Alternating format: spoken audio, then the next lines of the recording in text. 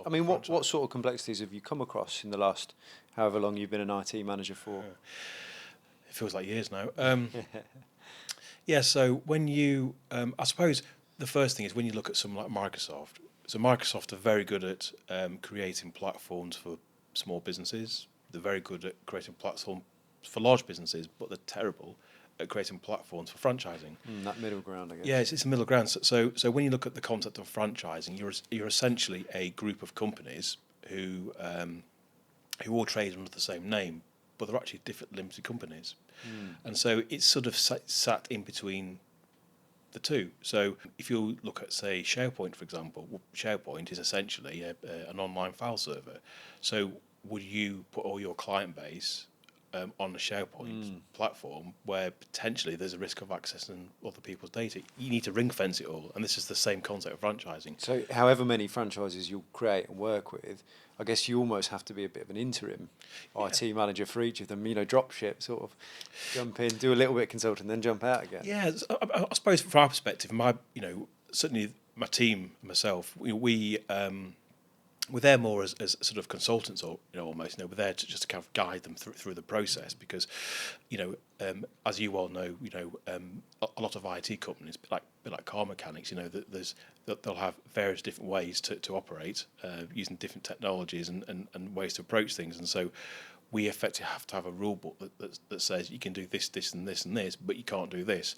And some of it is contractual. So, for example, they have to get their emails through us because we've got to have that brand consistency. So, from the outside looking in, we've got to have that same brand and the same experience, irrespective of where they are in the country. But internally, within the bricks and mortar office, there's quite an open, it's quite a mixed bag. So I guess as a franchisee, they come, they want to set up, they want to start off, they get an introduction into how things can be run, what they have to do, what they don't have to do, and how do the complexities of the IT fall into that?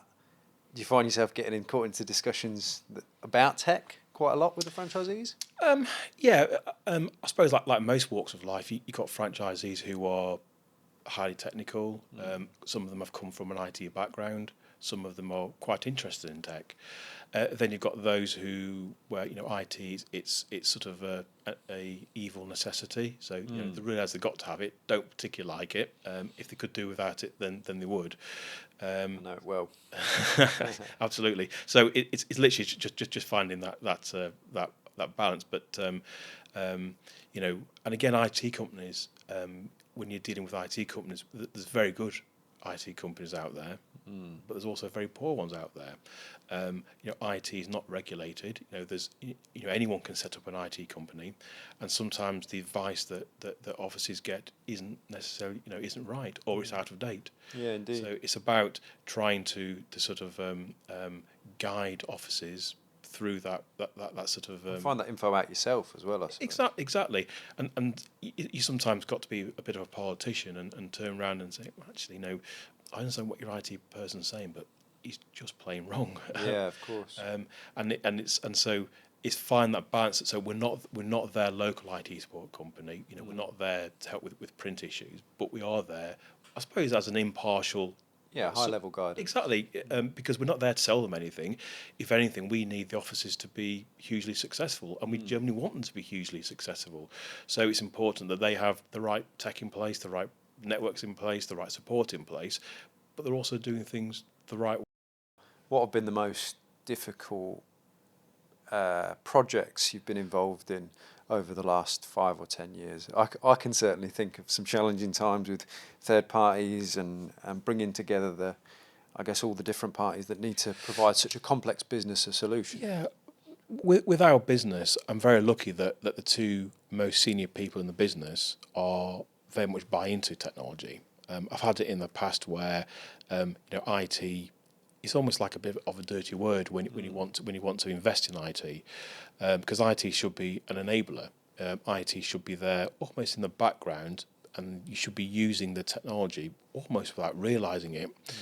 I think that I suppose one of the big challenges you have, particularly in IT, is that when I started out in IT several years ago, or a number of years ago now, it was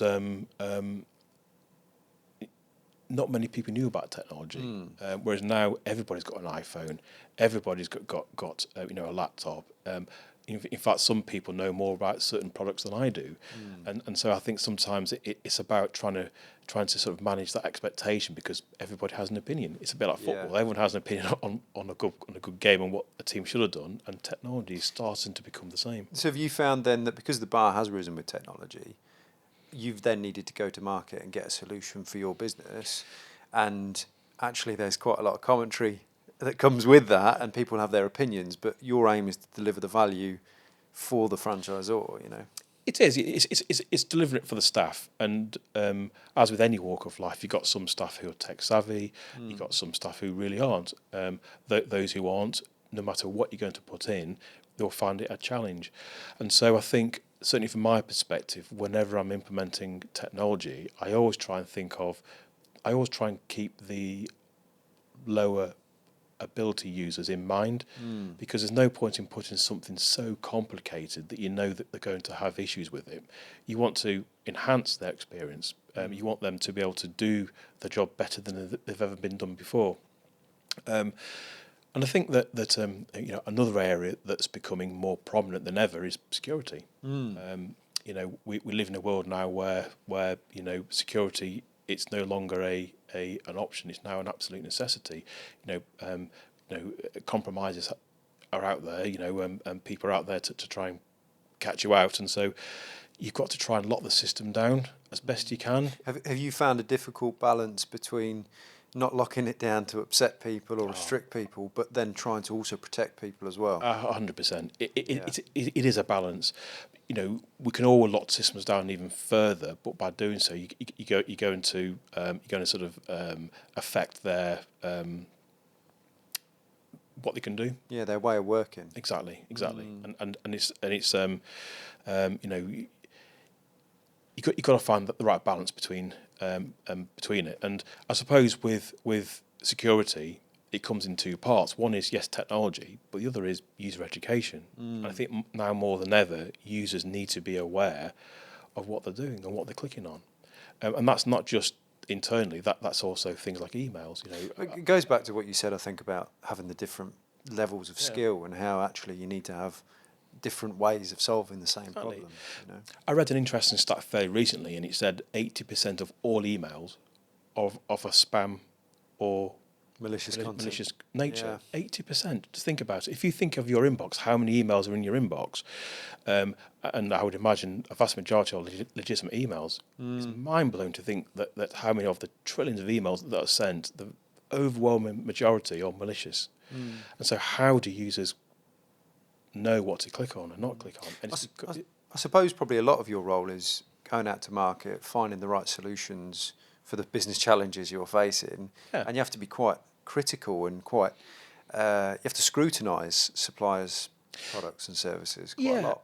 We do, and I suppose this is another complexity of franchising. So if we were a corporate, I can turn around to an office and say, "You are going to do this. This is what we're going to implement." And because it's your staff, it's your team. Exactly, and we can do that. Being the franchisor within our own office, we can absolutely do that. But with the franchisees and the franchised offices, bit less so. And so we've almost got to work with them and advise them and be there as an advisor to say, we strongly recommend you don't do this, and we almost try and hold their hand and guide them through that process and hope that they see the same value that you're putting forward. Exactly. And so we are using user education, we are using phishing simulation emails now, because we want to educate users to we want users to question every email they ever receive. Is this email from my boss really from my boss? Is the content, is the tone of it right? Are the links? Was I expecting the link? Was I expecting an attachment? Yeah. And so we want them to question everything. What we find is that those users who engage in the education and are learning far more, and we're finding that there's a lot less failures. Yeah, so they are, it is working. It's correlation, yeah. But, unfortunately, we can't force them to do the education, but it's there, and we actively encourage it, and it's available to every user as standard. Yeah, as a base, like you said, As a the baseline baseline, is as a baseline. So how have you found the demarcation between you as a sort of internal IT manager and working with other parties who are providing services to you? Where do you find you draw the line when you say, actually, no, I need the supplier to come in and deal with that? How do you draw that line? You mean for franchisees? No, I mean for yourself. You have an IT team. Mm-hmm. You have staff responsible for different areas of IT. There will be times, I guess, you need to go to market and get a provider who specialises in an area to do things, but then you're responsible for the broad and general management of it. So Well, where do you draw that line? I think IT, I think gone are the days when you can know it all. And I think even when you look at MSPs such as Microbyte, Microbyte won't do everything themselves. There's some aspects that you'll outsource, and you'll have your partners. And we're no different.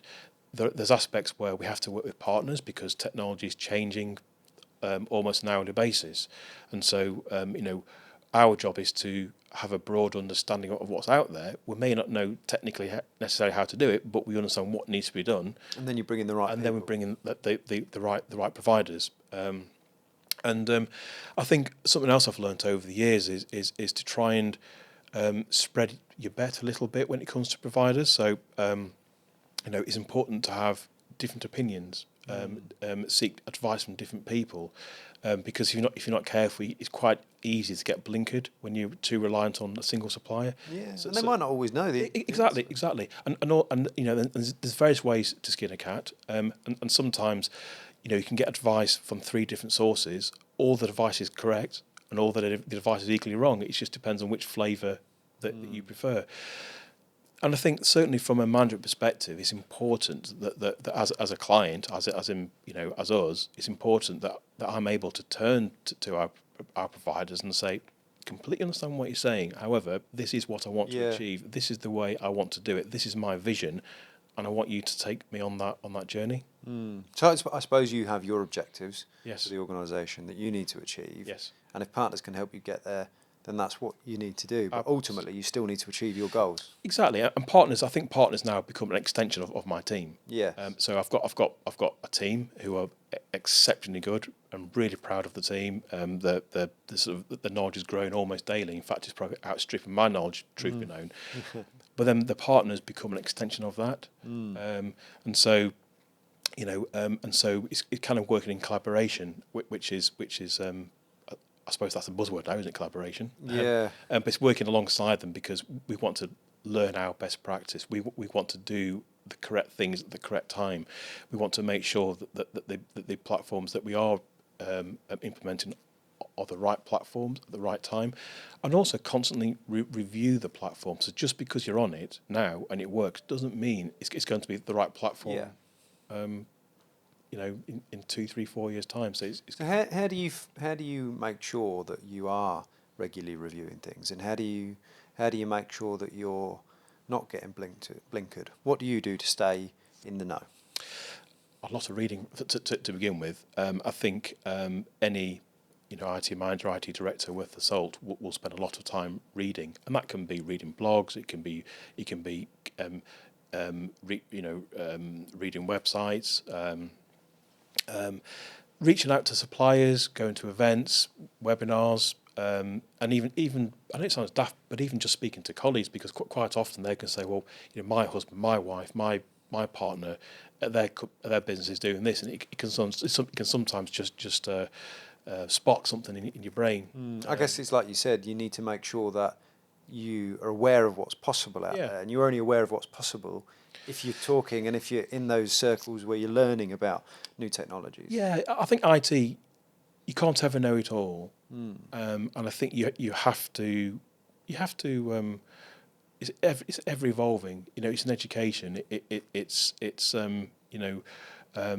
I don't think you should ever stand still and say, right, this migration is done, we're now done. I think what you should do is you do a migration onto a new platform, and you think, okay,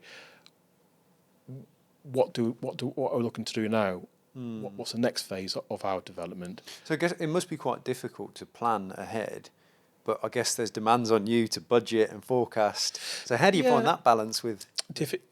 Difficult. If money was no object, I'd certainly do things differently. But it's a balancing between going to our chief exec and asking him for the right or permission to invest in certain technologies.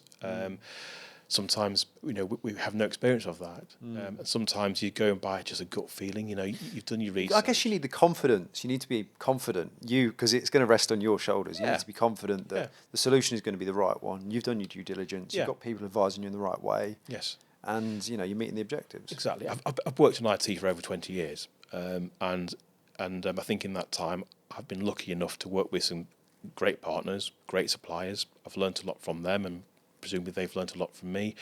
Is having that source of trusted advice, so that you've sort of sense checked it as much as you possibly can. Sometimes the only way to try it is just to have a bite and give it a go. Yeah. But I always say, as long as you can justify what you want to do, as long as you've done as much due diligence as you can, as long as you've spoken to suppliers, you've got some case studies, you've sense checking everything.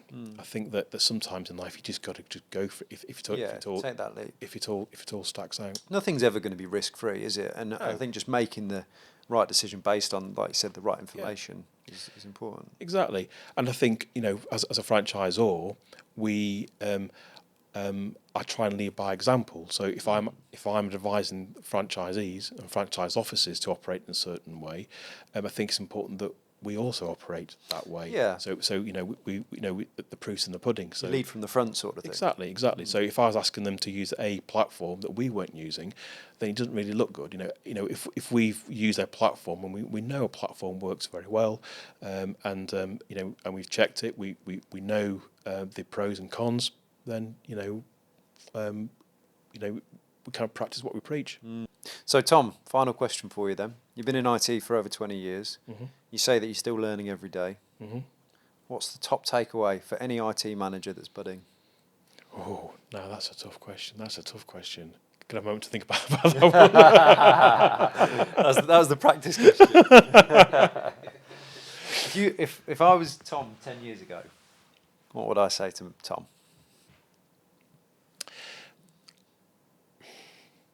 I think one of the hardest things when you're an IT manager, and there's various flavours of IT manager, when you've got a team, you've got to have the right team behind you. I think recruiting is so important. I think having a good team is essential. I think if you have any doubts about your team, you've got to make that call and change accordingly. I think that you can't be led by your suppliers as well. If you're not happy with a supply, get rid, bring new suppliers in. Constantly review the suppliers. And don't be afraid to pick up the phone and call a random supplier. Don't be afraid to take a sales call if it's something you were thinking of tire kicking. 'Cause ultimately it's about your knowledge, your education. Trust your gut. If you've got doubt, change it. And that's staffing. That's your partners. That's your advisors. I think if you follow your gut, you'll never go far wrong. I'm surprised how little that was about the technical. I am and I'm not, Well, no, because I think IT's changing in a big way. And I think one of the big things now for IT, especially when you're recruiting staff and even looking at yourself, is the soft skills. So whilst technology, we live in a technology business, but actually we work in a people business. And I think that this is vastly and hugely overlooked. Having those trusted advisors in place, surrounding yourself with the right staff, trusting your gut, trusting your instinct, in my view, is paramount. I'd say even above the technology itself. I agree. You don't have the right people, you don't have the right advisors, you might have the right technology, but you might be utilising it in the wrong way. Absolutely. Well, Tom, thank you so much for joining us today. It's been really good having you in. Thank you.